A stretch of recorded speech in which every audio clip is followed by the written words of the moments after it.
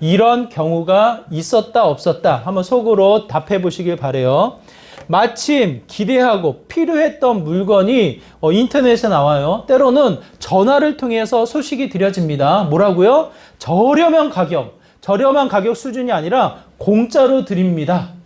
이 눈에 띄는 그 한 문구가 우리의 시선을 끌어요. 때로는 전화를 통해서 필요한 물건을 공짜로 나눠드립니다 라는 이 메시지가 귀에 들리면 마음이 어때요? 이게 무슨 일이지? 하나님 은혜인가? 이 솔깃한 마음이 듭니다. 자세히 듣고 시간을 투자해서 보고 들어보니 결과는 어때요? 속았구나. 또 당했네. 무슨 마음이에요? 공짜로 준다고 하고 거의 저렴한 가격으로 준다고 하지만 다 듣고 보니 뭐예요? 조건이 붙어요. 이거를 해야 되고 저거를 해야 되고 이런 약정이 있고 몇 년을 써야 되고 이런저런 얘기를 다 듣다 보면 결국에는 또 속았네 라는 마음을 갖게 되어집니다. 한번 생각해 보세요. 하나님이 그런 분이실까요? 하나님이 일을 하실 때 우리에게 은혜를 베푸실 때 그와 같은 분이실까요, 여러분?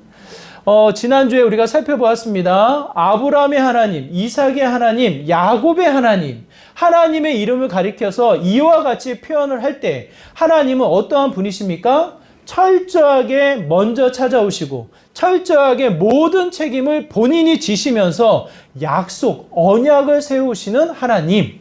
아브라함에게 첫 번째 약속을 하시고 그의 아들 이삭을 통해서 야곱을 통해서 더더군다나 대대손손에 이르기까지 반드시 그 약속을 지키겠노라 약속을 하신 여호와 하나님인 것을 우리가 이야기를 했습니다. 지난주에 살펴보았어요. 먼저 찾아오셨고 약속은 이 상대방으로 하여금 함께 지는 건데 그 함께 지는 것을 주지 않으시고 혼자 모든 책임을 지시며 그 언약을 세우시는 분이 여호와 하나님이시다. 그런데 이야기를 듣고 보니 성경을 읽다 보니 무엇이 따라요? 특히 오늘 본문에 보니까 뭐라고 말씀하십니까? 5절의 말씀이 그렇습니다. 우리 5절의 말씀 우리 한번 같이 읽어볼까요? 함께 있습니다. 시작. 세계가 다 내게 속하였나니 너희가 내 말을 잘 듣고 내 언약을 지키면 너희는 모든 민족 중에서 내 소유가 되겠고 하나님이 분명 은혜로 채우신다고 했는데 그냥 아무 조건 없이 모든 책임을 본인이 지시면서 우리를 약속하시고 그의 자녀 삼으셔서 내 백성이 되고 나는 너희 하나님이 되겠다 언약을 세우셨는데 읽다 보니 시간이 지나다 보니 무슨 마음이 들어요? 공짜가 아니네. 뭔가를 더 주셔서 반드시 지켜야 될 말씀을 주셔서 마치 이것을 지켜야지만 받는 것처럼 조건이 따르는 형태를 취해지는 것. 마치 하나님 우리를 속이셨나? 이와 같은 마음이 드시나요? 오늘 오전에 말씀해 보면 뭐라고 이야기합니까? 그 언약을 너희들이 지키면 내 소유가 되겠다. 만약 이 문자, 이 글자, 이 9절만, 5절만 가만히 살펴보면 언약을 지키지 않으면 우리는 어떻게 되어져요? 하나님과의 관계가 끊어지나요? 하나님과의 이 백성이 되지 않는, 하나님의 소유가 되지 않는 또 다른 모습으로 비춰지는 듯한 말씀을 주는 것만 같아요. 마치 이 시대가 공짜를 준다고 하고 우리를 속이는 것처럼 하나님이 나중에 가서 또 다른 조건, 또 다른 이야기를 하시면서 우리를 속여나가는 모습인가?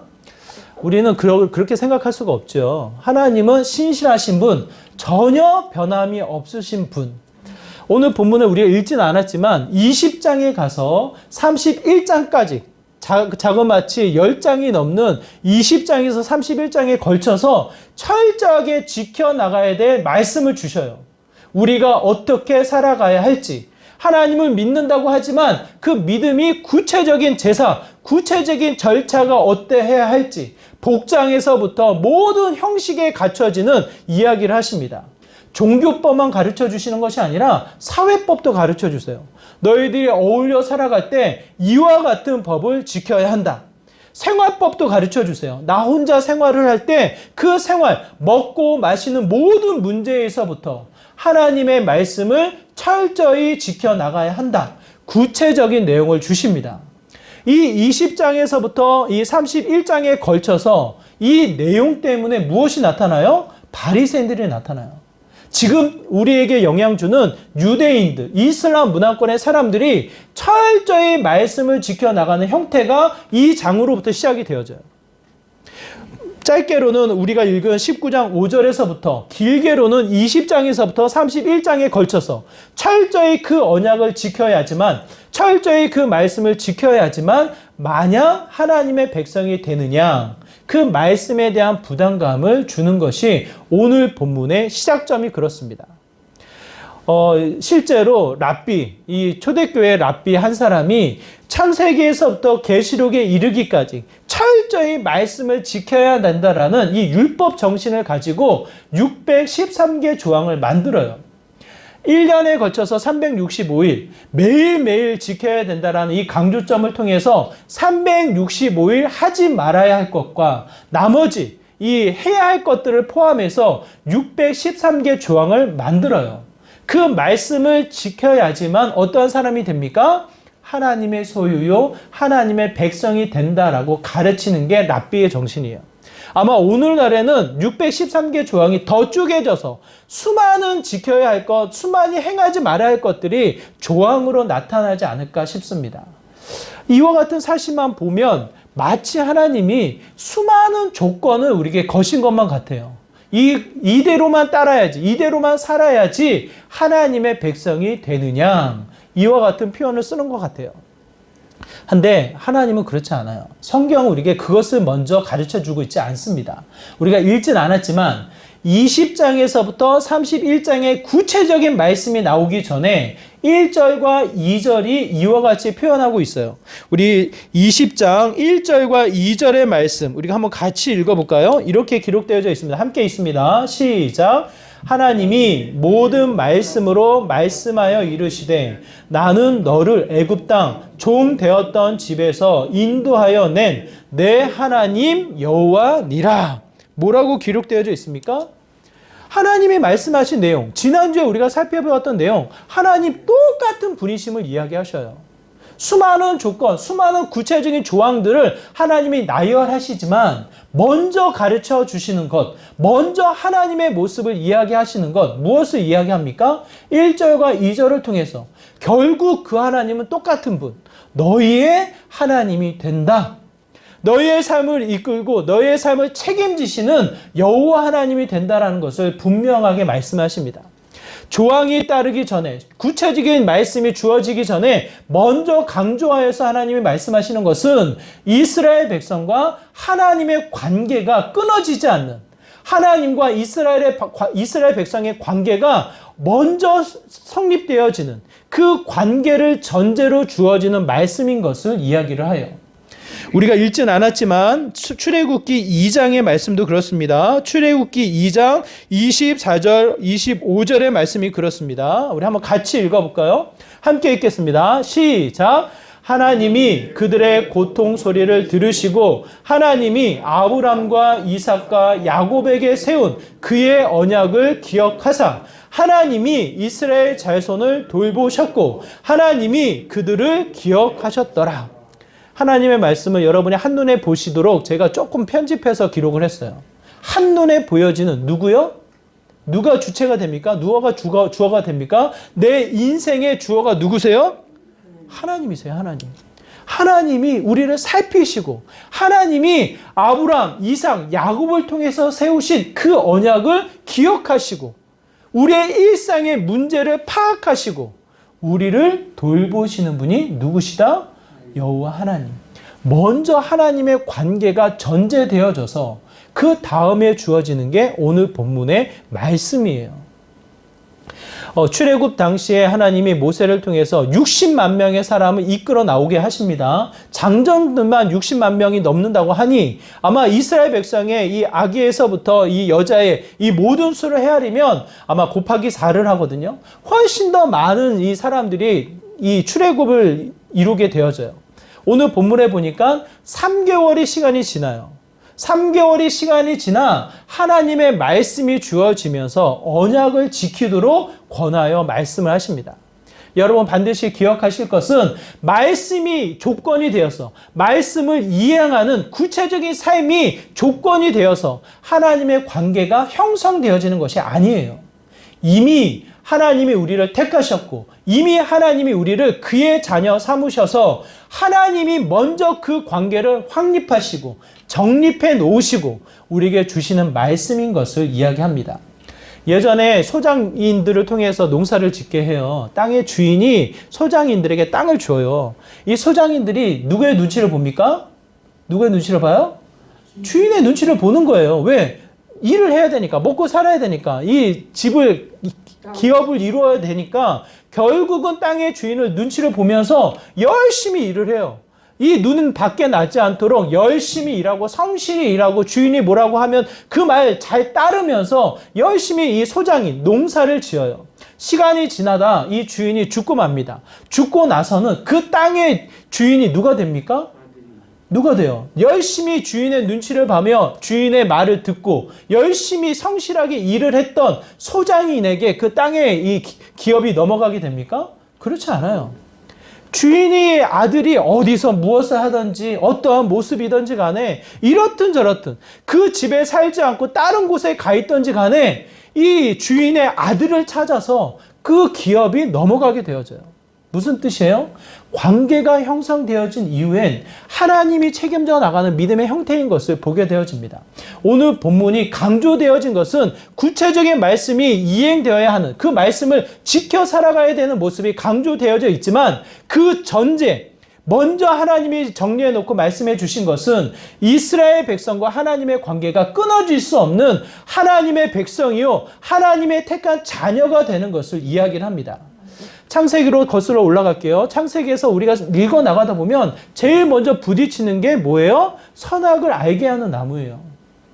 왜 굳이 하나님이 선악을 알게 하는 나무를 만드셔가지고 에덴 동산에서 싸우지 않고 에덴 동산에서 사랑하며 함께 살아가게 내버려 두시지 왜 선악을 알게 하는 나무를 굳이 만들어 놓으셨을까? 여러분 기억하시기 바라요. 그 나무를 만들기 전에 먼저 관계가 형립되어져요. 아담과 하와를 만드실 때 누구의 형상으로 만드십니까? 하나님의 형상으로. 만드신 이후에 그를 그냥 내버려 두시나요? 그냥 내버려 두지 않으셔요.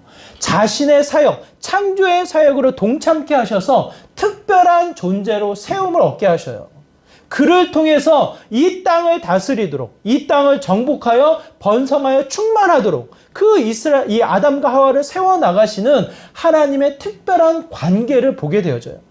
그 이후에 선악을 알게 하는 나무를 가르쳐서 저 나무의 열매는 정녕 먹지 말아라.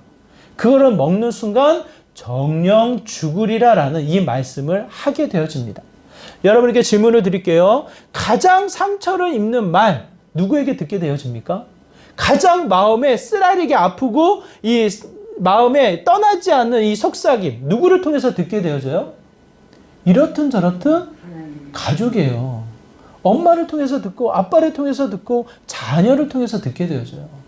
지나가는 사람이 그냥 갑자기 나한테 이 마음에 남는 상처를 하게 되어지나요? 그렇지 않아요. 왜 그래요? 지나가다가 마음에 들지 않는 아이, 옆집에 지나가는 꼬맹이, 여러분 그 아이의 마음에 이 평생에 남는 상처의 말을 이야기하게 되어지나요? 그렇지 않아요. 혼내는 것을 두려워해요. 왜요?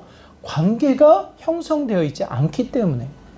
이렇든 저렇든 가족이라는 테두리 안에서 내 자녀이고 혹은 내 부모이기 때문에 그 안에 이야기 나누어질 수 있는 관계가 먼저 전제로 깔려 있기 때문에 관계를 전제로 이야기를 하게 되어집니다.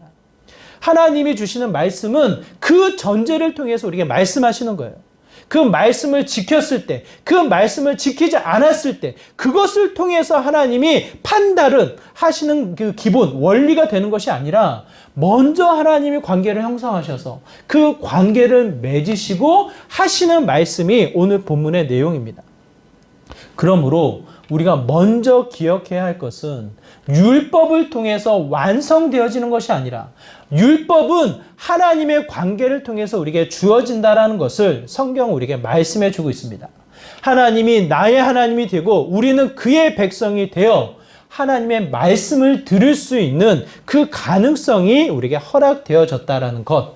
그 관계의 전제를 우리가 먼저 기억하며 나가는 믿음의 모습이 되어야 하겠습니다. 더 나아가 율법 자체로는 완전해질 수가 없어요. 한 부자 청년이 예수님을 찾아옵니다. 마태복음 19장 16절에서 22절. 모든 율법을 다 지켰다예요. 젊은 나이에 신앙의 충만함을 가지고 이 랍비가 가르쳐주는 율법, 랍비가 가르쳐주는 바리새인들의 가르침을 철저히 지켜 예수님 앞에 나옵니다. 영생을 얻으려면 어떻게 합니까? 마음속에는 나름대로의 자신감이 있는 거예요. 마음속에는 나름대로의 이 종교성, 하나님에 대한 이 열정이 있는 거예요. 그러므로 말미암아 예수님 앞에 찾아왔고 예수님 앞에 영적인 문제에 질문을 던지게 됩니다. 그때 예수님에게 말씀하셔요. 뭐라고 말씀하셔요? 정말 네가 다 지켰냐? 네, 다 지켰습니다. 그러면 네가 가지고 있는 모든 소유를 팔고 나를 따르라. 그 부자 청년이 어떻게 반응을 합니까? 어떻게 반응을 해요? 근심하며 돌아가더라. 근심하며 돌아가더라. 율법을 다 지켰다. 나름대로는 법 없이 살 수 있는 이와 같은 인생살이를 내가 잘 살아왔노라. 내 나름대로의 이 선한 양심, 내 나름대로의 삶의 규범, 여러 가지 형태를 우리가 돌아본다 한들 내 마음의 근성, 내 생각의 착각, 수많은 죄의 근성이 내 자신을 내버려 두지 않아요. 때로는 시기하고 때로는 표현되지 않는 미움으로 내 마음이 갈등을 하고 때로는 이 더 갖지 못해서 답답해하는 이 정욕, 소유욕이 늘 넘치고 넘쳐서 심지어는 먹는 음식 앞에서도 이 욕심을 부려 내 스스로를 또 이 과부하를 만들어 나가는 형태. 어제 결혼식을 다녀왔습니다. 다들 차에 타면서 이 배가 부르다고 우리 가은이 아래층에 있는데요. 자신의 배를 가리키며 너무 배가 부르다고 더 먹어야 되는 이 음식에 대한 욕심 늘 항상 우리에게 찾아오게 되어져요. 적당한 수준에서의 만족과 감사와 이 하나님에 대한 이 수준을 찾아 나가는 것이 아닌 늘 과한 수준의 이 죄의 근성이 우리에게 멈춰 있는 형태를 보게 되어집니다. 율법을 통해서 완전해질 수 있다? 착각이에요. 철저한 이 말씀을 지키고 행하는 것을 통해서 하나님 나라의 구원을 받는다? 그럴 수 없어요. 전에도 말씀드렸듯이 하나님 보시기엔 똑같은 사람인 거예요.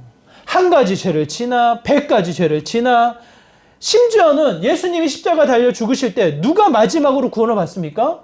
누가 마지막으로 구원을 받아요? 가장 포악한 죄를 범해서 십자가에 달려 처형을 당하는 사람 오른편 왼편에 같이 십자가에 달려 죽잖아요. 한 사람은 비웃고 한 사람은 예수님을 온전히 신뢰하지 않지만 한 사람은 고백하잖아요. 뭐라고요? 나를 기억해 주옵소서. 당신이 임하는 그 하나님 나라에서 나를 기억해 주옵소서.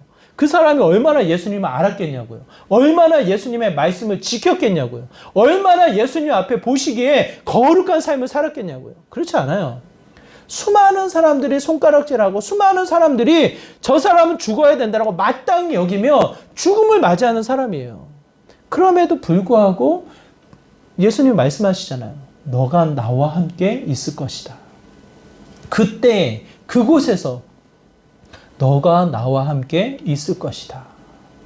한 가지 죄를 짓나 100가지 죄를 짓나 똑같이 하나님 보시기에는 똑같은 사람. 그런데 무엇을 우리에게 가르쳐 주십니까? 왜 율법을 통해서 완성되지 않을 이 일을 왜 굳이 하나님은 우리에게 가르쳐 주시면서 그것을 지키도록 권하여 말씀하시냐고요. 조건도 되지 않아. 그렇다고 완성되어서 목적에 이룰 수도 없어요. 그런데 왜 이것을 주시냐고요. 결국 우리에게 주시는 말씀은 뭡니까? 6절의 말씀이에요. 6절의 말씀. 율법을 통해서 우리에게 세우고자 하시는 6절의 말씀. 6절에서는 이렇게 이야기하십니다. 우리 6절의 말씀 함께 읽을까요? 같이 읽습니다. 시작. 너희가 내게 대하여 제사장 나라가 되며 거룩한 백성이 되리라. 너는 이 말을 이스라엘 자손에게 전할지니라. 이 5절과 6절의 말씀을 이 쉬운 성경에서는 이렇게 표현합니다. 우리 쉬운 성경으로 한번 같이 읽어볼까요? 함께 있습니다. 시작. 그러므로 이제 너희가 내 목소리를 듣고 내 언약을 지키면 너희는 모든 백성 중에서 나의 보물이 될 것이다. 온 땅의 백성이 다 내게 속하였지만 너희는 내게 제사장 나라와 거룩한 백성이 될 것이다. 너는 이 말을 이스라엘 백성에게 전하여라. 여러분 기억나시나요? 이 말씀을 통해서 하나님이 주시는 메시지는 무엇일까요? 하나님이 자녀 삼으셨어요. 하나님이 다시 우리를 회복시키셨어요. 예수 그리스도를 통해서 또 한 번 완전한 죄의 근성에서 벗어날 수 있는 가능성을 하나님이 부여하셨어요. 어떻게 해요? 예수 그리스도의 십자가의 죽으심으로 말미암아 죄의 문제를 해결하시고 그의 은혜를 덧입게 하심으로 말미암아 새로운 사람의 은혜를 허락하셨어요. 그러면 끝! 우리의 생명이 끝나고 하나님 나라 가면 되는 거 아닌가요? 그렇잖아요. 그런데 하나님이 우리의 생명을 유지시켜요. 더 생명을 연장시켜서 우리로 하여금 이 일상을 살아가게끔 내버려 두십니다. 그 이유가 무엇이겠냐고요, 여러분. 율법을 통해서 하나님의 뜻을 우리가 생각해 볼 수 있습니다. 6절에 보니까 뭐라고 기록되어져 있어요? 제사장, 나라, 거룩한 백성으로 다시 한번 우리를 세우고자, 다시 한번 우리를 사용하고자, 다시 한번 하나님의 사역을 이루고자 세워나가시는 하나님이신 것을 이야기를 해요. 수많은 사람들이 죄의 근성으로 살아가지만 구별되어져서 죄에서 떠나 다시 한번 제사장의 나라로 거룩한 백성으로 살아가며 하나님을 나타내는 삶을 살아가도록 우리를 세우시는 여호와 하나님을 보게 되어집니다. 이 말씀을 베드로전서 2장 9절에서는 이렇게 표현합니다. 베드로전서 2장 9절의 말씀 우리 같이 읽겠습니다. 시작. 그러나 너희는 택하신 족속이요 왕같은 제사장들이요 거룩한 나라요 그의 소유가 된 백성이니 이는 너희를 어두운 데서 불러내어 그의 기이한 빛에 들어가게 하신 이의 아름다운 덕을 선포하게 하려 하심이라. 여러분 아까 예수님에게 찾아왔던 이 부자 청년 다 했잖아요. 다 지켰잖아요. 그것이 목적이면 끝이에요. 그냥 하나님 불러가시고 영원한 생명의 자리로 영광으로 취하시면 끝나는 거예요. 근데 그 영혼을 그냥 내버려 두시잖아요. 예수님이 뭐라고 말씀하십니까? 너가 가지고 있는 모든 소유를 팔아 나를 따르라. 그에게 채워져야 되는 부분이 뭐예요? 무엇입니까? 예수님을 따르는 삶. 이렇든 저렇든 예수님을 통해서 다시 새롭게 되어진 사명, 자신을 통해서 드러날 하나님의 영광을 위해서 살아가야 될 일이 남는 거예요. 저는 여러분에게 말씀드립니다. 종교인이 되지 않길 바라요. 바리새인들, 수많은 이슬람권의 문화 사람들, 유대인들, 철저하게 말씀을 지켜나가는 사람들, 기독교뿐만 아니라 불교, 여러 가지 형태의 이 또 다른 종교를 가지고 있는 사람들, 종교인, 그들의 신앙을 뭔가의 이 구체적인 사항들로 만들어서 철저히 지켜나가는 사람들, 주일에 예배는 꼭 드려야 돼. 예배를 드릴 때는 이렇게 드려야 돼. 이렇게 드릴 때는 이렇게 행동해야 돼. 뭔가 조항들을 만들어서 하나둘씩 지켜나가는 사람들, 이것을 지켰을 때는 아 내가 다 했지. 이와 같은 마음의 안정감을 갖는 사람들, 종교인들. 저는 종교인으로 남지 않길 바라요. 반드시 그 안에 신앙인으로 남기를 바라요, 여러분. 주일의 종교인이 아닌 일상을 통해서 하나님을 따라 살아가는 믿음의 사람이 되기를 소망합니다. 구체적인 조항이 앞서는 것이 아니고요. 그 안에 무엇이 담겨져 있는지. 뭐라고 이야기합니까? 세상에 수많은 사람들이 나의 소유이고 하나님이 이 땅을 다스리는데 그 중간에 누가 있어요? 제사장이 있어요. 제사장은 하나님을 나타내는 사람이에요. 하나님의 일을 증거하는 사람이에요. 하나님의 거룩한 백성이 있어요. 천년의 종교개혁, 천년의 이 중세에 누가 있습니까? 천년의 중세의 중심이 되는 사람들이 누구예요? 교황, 신부예요.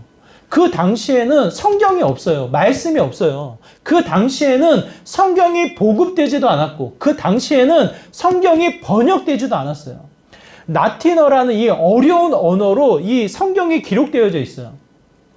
라틴어가 어려운 이유는 일상적으로 사용하는 언어가 아니에요.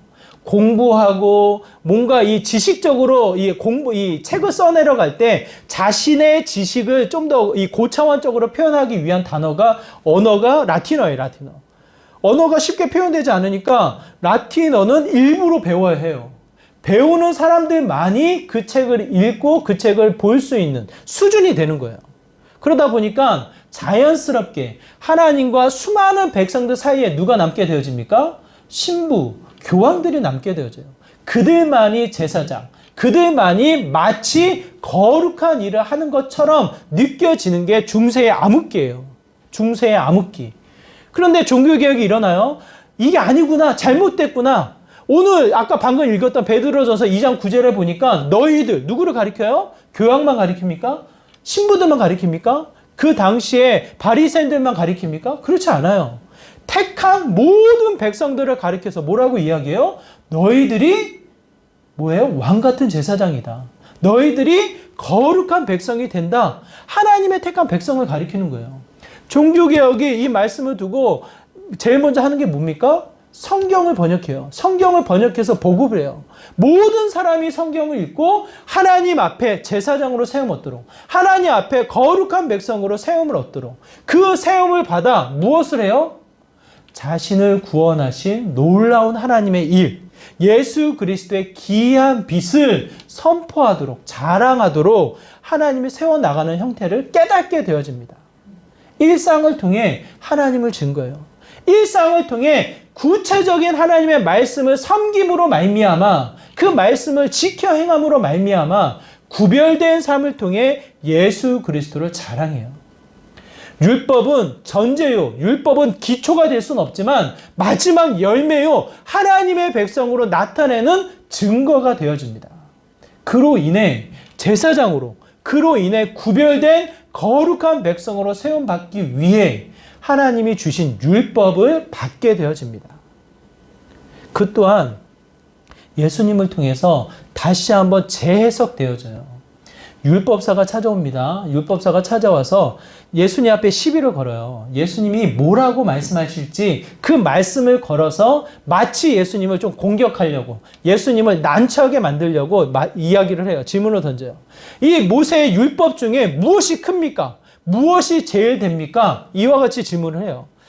마치 그 율법사의 마음은 한 가지를 이야기하면, 뭔가를 이야기하면 그걸 꼬집어서 613개 조항이 더 중요하지, 어떻게 그 한 가지가 중요하냐, 그 한 가지만 지키면 되냐, 아마 예수님을 난처하게 만들려고 그 질문을 하지 않았을까 싶어요. 예수님이 뭐라고 대답하십니까? 그 율법사의 질문에 대답을 하시기를 이와 같이 대답하십니다. 마태복음 22장 37절에서 40절 이렇게 말씀하십니다.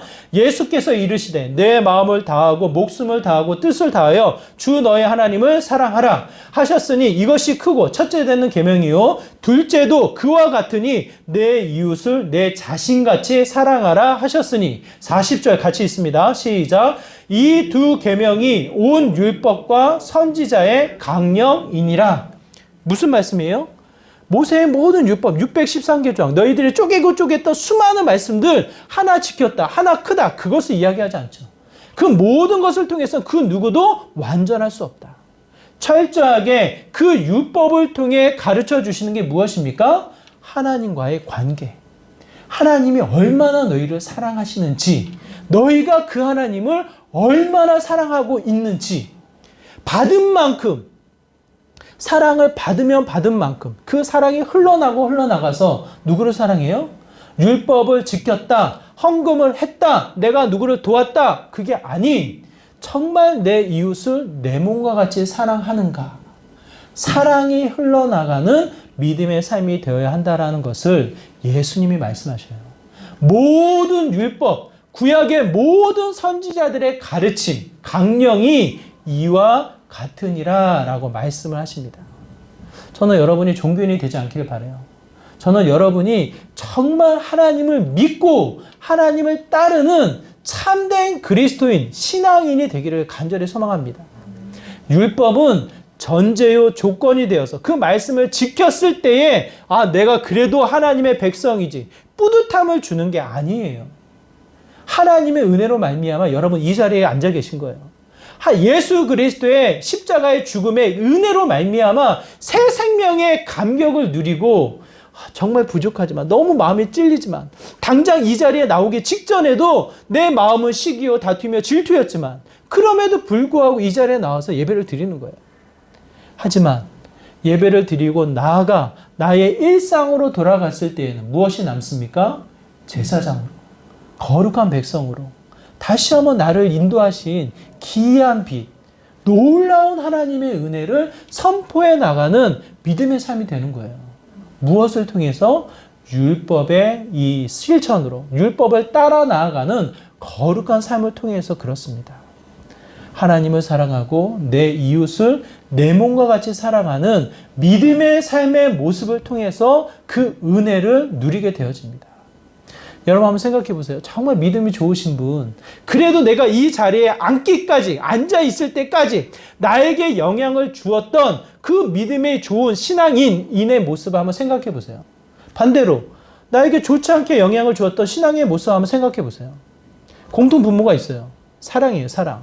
사랑이 있는 자가 좋게 여겨져요. 하나 둘씩 구체적인 뭔가의 이 실천 사항이 나에게 영향을 주는 게 아니라 그 실천을 했음에도 불구하고 사랑이 없으면 안 느껴져요. 정말 하나님을 믿고 있나? 마음에 반심이 생겨요. 오히려 그게 족쇄가 되어서 자유함을 누리지 못하는 잘못된 모습인 것을 보게 되어져요. 오늘 본문을 통해서 여러분 무엇을 깨닫게 되어집니까? 하나님은 언약을 세우셔요. 아브라함의 하나님, 이삭의 하나님, 야곱의 하나님. 언약을 세우셔서 대대손손 그것을 책임지고 지켜나가시는 분이 여호와 하나님이셔요.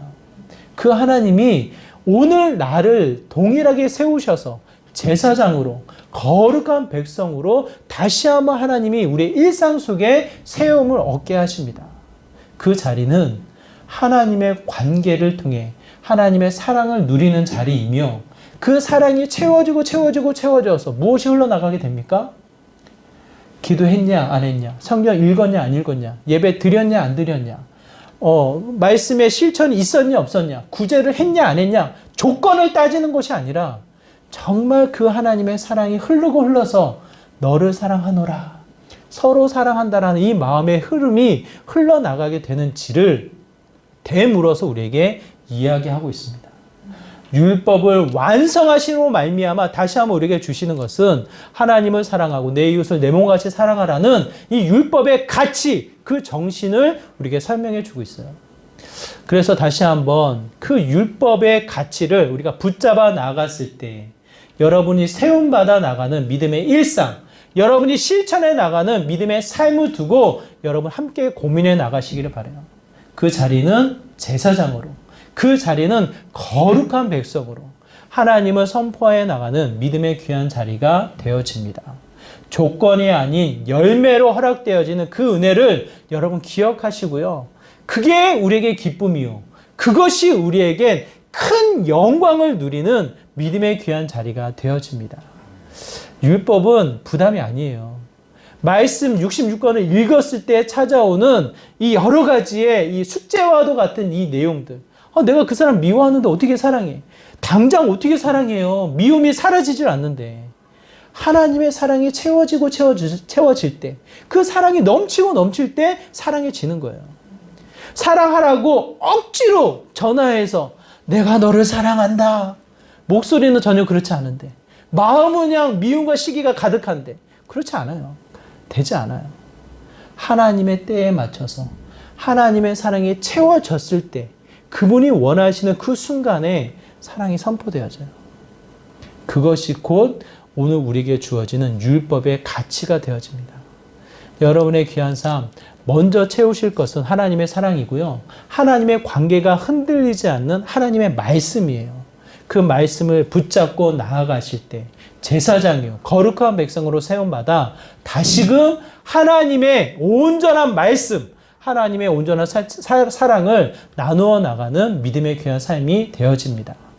일상을 통해 종교인이 아닌 신앙인으로 다시금 거룩한 자녀로 제사장으로 세움받아 하나님의 기이한 빛, 그 사랑을 실천해 나가는, 나누어 나가는 믿음의 귀한 삶 되시기를 주님의 이름으로 축복합니다. 가정으로부터 이웃에 이르기까지, 땅끝에 이르는 우리 형제 자매들에 이르기까지 정말 그 사랑을 나누어 나가고 흘러내보내는 참된 믿음의 자녀 되시기를 주님의 이름으로 부탁을 드립니다. 우리 말씀을 기억하면서 함께 기도하기를 원합니다. 하나님, 그렇습니다. 우리의 일상을 통해서 거룩한 자녀, 주님의 제사장, 다시금 하나님이 주신 말씀을 통해, 율법을 통해 온전히 주님의 사랑을 나누어 나가는 믿음의 삶이 되기를 간절히 소망합니다. 조건이 아닌, 이유가 아닌 열매가 되어서 하나님을 자랑하고 하나님을 선포해 나가는 믿음의 삶이 되길 소망합니다. 하나님, 내 영혼 주님의 사랑으로, 주님의 관계로 채워주시고 더 나아가 주님의 때에 맞추어서 주님의 사랑을 나누어 나가는 믿음의 귀한 삶이 되게 하여 주시옵소서. 종교인이 아닌 신앙인으로 나의 일상이 채워지게 하여 주시고 나의 일상을 통해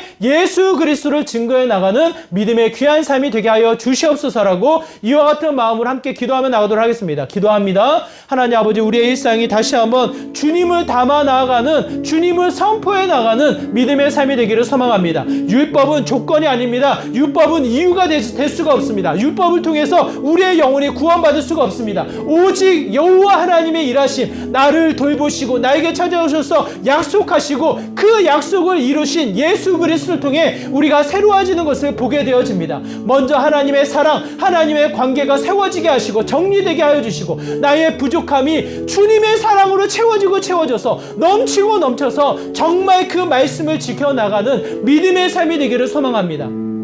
가족으로부터 이웃에 이르기까지, 우리 땅끝에 이르는 형제 자매에 이르기까지 정말 내 마음을 담아 사랑할 수 있는 은혜를 더하여 주시고 하나님의 은혜, 하나님의 사랑, 우리를 구원하신 귀한 미스 선포해 나가는 믿음의 삶이 되게 하여 주시고 다시 한번 주님 안에 거하여 나갈 수 있도록 하나님 은혜 더하여 주시옵소서. 주의 거룩한 백성들, 주의 제사장들, 주님 우리의 일상을 통해 세움 얻게 하여 주시고 다시 한번 주님 앞에 전진해 나가는 믿음의 삶이 되게 하여 주시옵소서. 우리가 허락되어진 일상을 통해 주님의 사랑을 실천하고 사랑을 증거해 나가는 참 그리스도인으로 나아갈 수 있도록 하나님 은혜 더하여 주시옵소서. 주님,